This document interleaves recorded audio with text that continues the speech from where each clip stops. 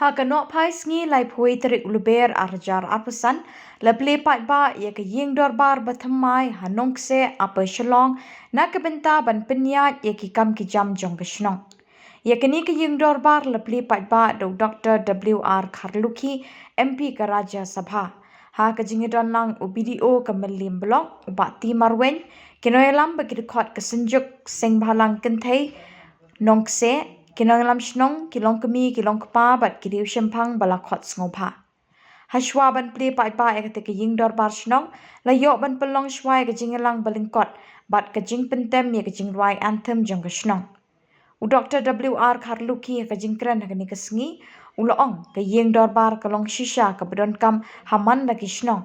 Namar kalong kum ke small secretariat na ke benta ban penyat ye ki kam ki jam bat ke bha ke miat jong ke shnong ke tha.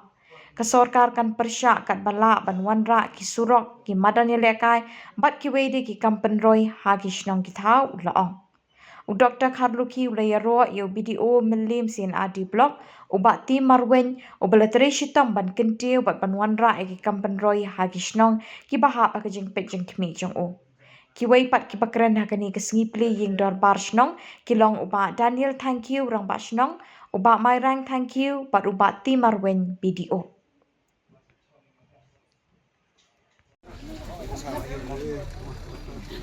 Lan. Dah kum gedang sak rumah mo gitu play gitu ba. Office dan personal dan up ni gitu.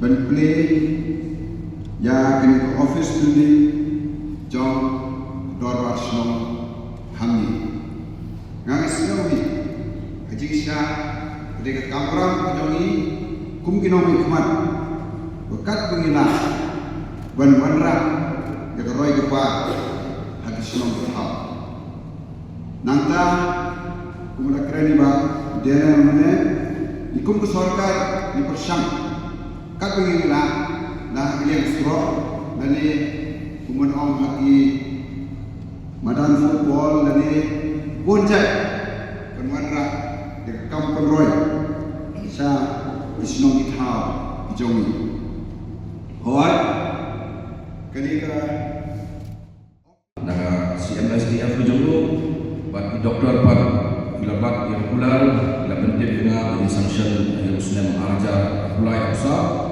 bat nilayo pan pendak dari office apa mengiru ila ai sana yang di office tekam jongi bat apa kaca penyan ke masyarakat di dalam masyarakat ila penbahas dan pak yang di community hall berdin kemudian apa ila repair di bat room dan apa kebesaran ila yo ban play pat di office di sports club Dr. Shibati sakap liban bat ngai play dalam masyarakat yang di kaca penyan masyarakat jongi ban ila yo ban le